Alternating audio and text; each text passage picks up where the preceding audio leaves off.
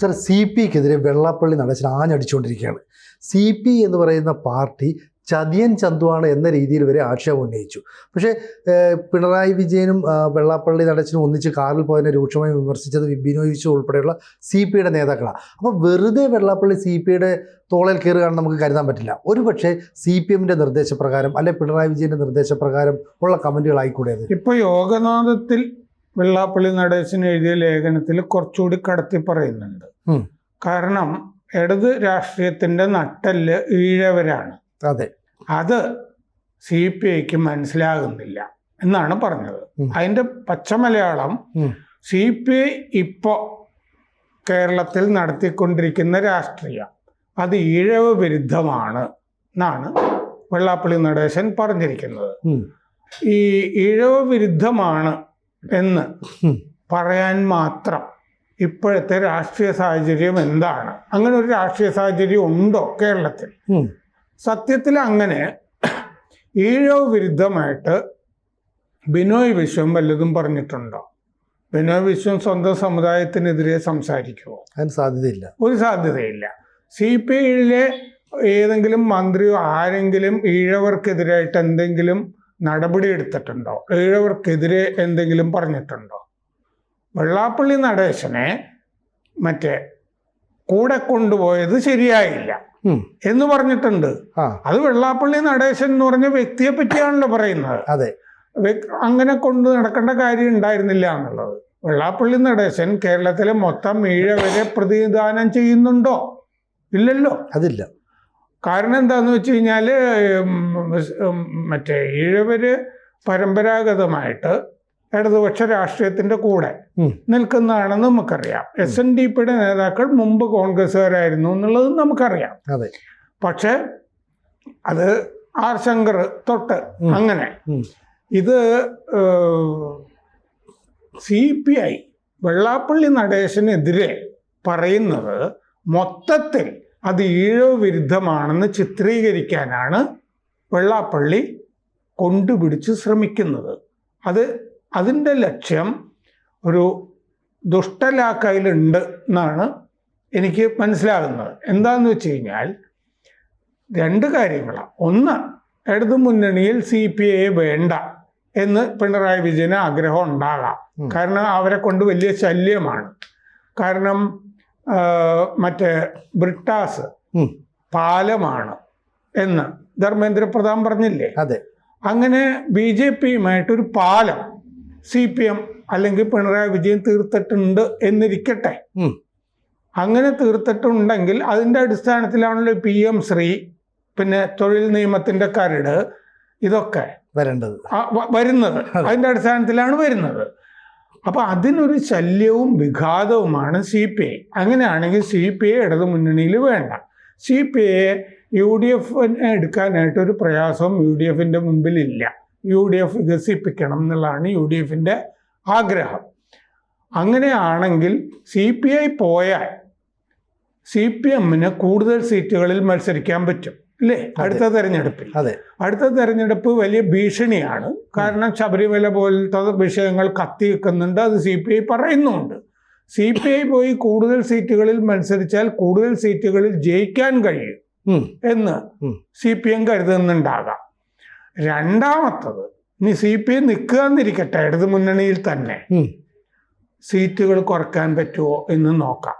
വിലപേശി നിങ്ങൾക്ക് ഇത്രയും, ഞങ്ങൾ മുമ്പ് തന്നിരുന്ന അത്രയും തരില്ല എന്ന് പറഞ്ഞിട്ട് ആ ഘട്ടത്തിലും CPIക്ക് വേണമെങ്കിൽ ഇടതു മുന്നണിയിൽ നിന്ന് വിട പറയാം.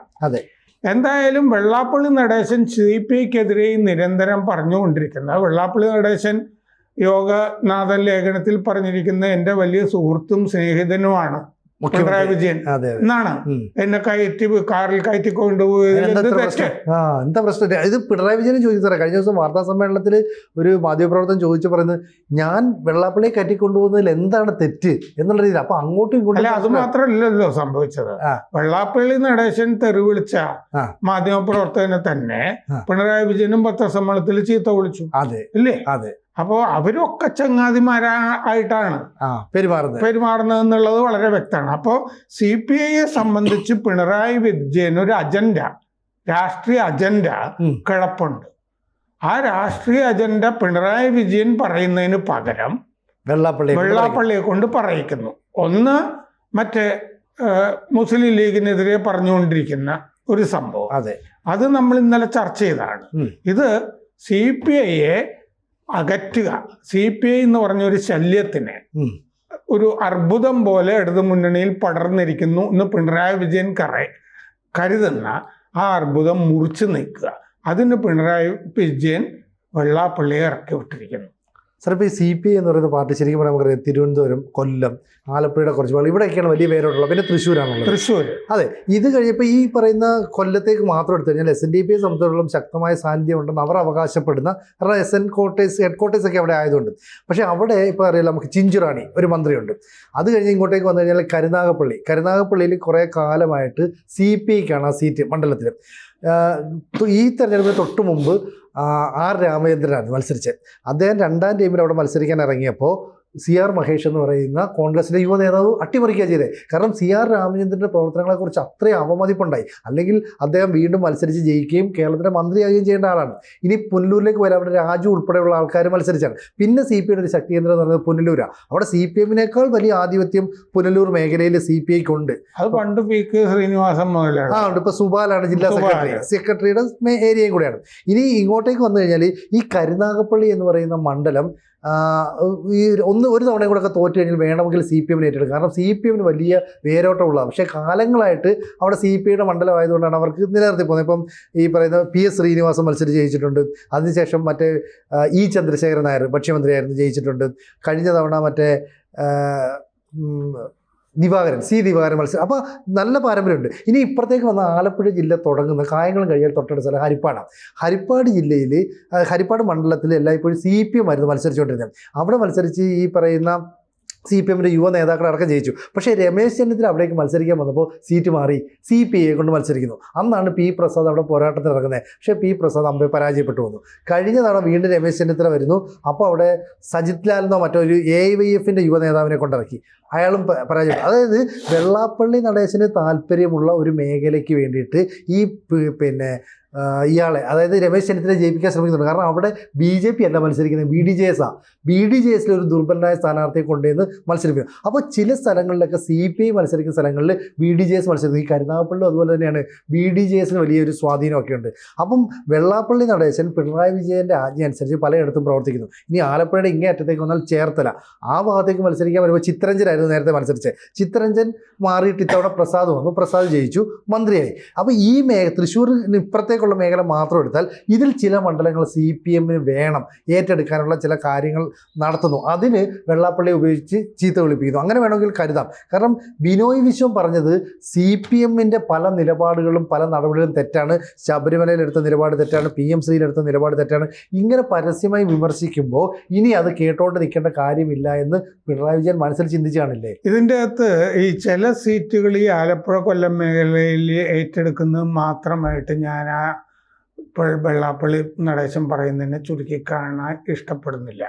കാരണം അത് രാഷ്ട്രീയത്തിൽ ചെറിയ ലക്ഷ്യങ്ങൾ മാത്രമല്ല ഉണ്ടാവുന്നത്. CPIക്ക് ഈ മൂക്ക് കയറിടേണ്ടത് ഒരു അത്യാവശ്യമാണ് എന്ന് പിണറായി വിജയൻ കരുതുന്നു. കാരണം പിണറായി വിജയൻ്റെ അജണ്ട പഴയ CPM രാഷ്ട്രീയത്തിൽ നിന്ന് വ്യത്യസ്തമായ അജണ്ടയാണ്. ആ അജണ്ടയിൽ CPI ഒക്കുന്നില്ല, ഇതിൻ്റെ അകത്ത് കലങ്ങുന്നില്ല, അല്ലയോ? അതിനകത്ത് ശരിയാകുന്നില്ല, ഈ വീലിൻ്റെ അകത്തെ ശരിയാകുന്നില്ല. അപ്പം അതുകൊണ്ട് ഇത് മൊത്തത്തിൽ അതിനെ കൈകാര്യം ചെയ്തെടുക്കേണ്ട കാര്യമുണ്ട് CPI.